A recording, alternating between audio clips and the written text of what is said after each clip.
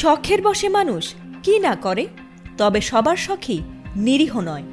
শখ করে নিজের বিপদ ডেকে আনেন বহু মানুষই। কেউ হিংস্র পশু পাখি পুষে, কেউ বিপজ্জনক পদক্ষেপ নিয়ে, আবার কেউ বা সামান্য সেলফি তুলতে গিয়েও বিপাকে পড়েন। এমনকি নিজের শখ আহ্লাদ পূরণ করতে গিয়েও প্রাণ হারিয়েছেন অনেকে।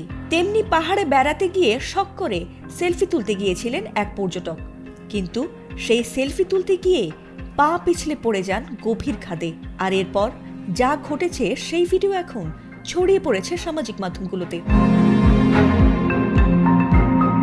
সাধারণত পাহাড়ি পথগুলো আঁকাবাঁকা ও ভয়ঙ্কর বিপদসংকুল হয়ে থাকে, কিন্তু জীবনের ঝুঁকি নিয়েই সেই রোমাঞ্চ উপভোগ করতে আসেন অনেকেই। এমনকি অনেকে পাহাড়ের সেই ভয়ঙ্কর সুন্দর মুহূর্তকে ক্যামেরা বন্দি করতে মরিয়া হয়ে ওঠেন। জীবন বাজি রেখে অনেকেই সেলফি তুলে থাকেন সেখানে।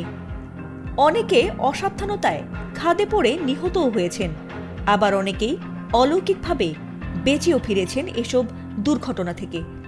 এবার সেলফি তুলতে এমন এক ভয়ঙ্কর ঘটনার সম্মুখীন হয়েছিলেন এক পর্যটক, আর সেই অভিনব ঘটনাটি উঠে আসে আরেক পর্যটকের ভিডিওতে।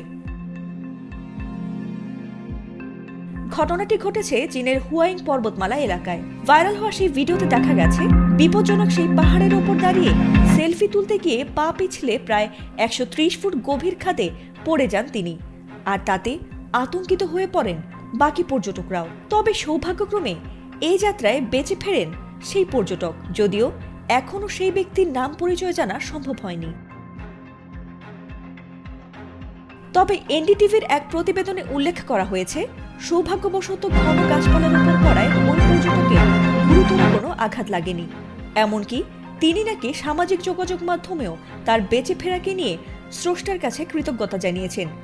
এদিকে এই ঘটনার ভিডিও ছড়িয়ে পড়ার পর বিপজ্জনক সেলফি তোলার প্রবণতা নিয়ে সমালোচনা উঠেছে নেটদুনিয়ায়। কারণ অতীতেও দেখা গেছে যে সেলফি তুলতে গিয়ে প্রাণ হারিয়েছেন অনেকেই, যদিও তার এমন দুঃসাহসিকতার প্রশংসাও করেছেন অনেকে। ফাতিমা সুলতানা, এটিএন বাংলা।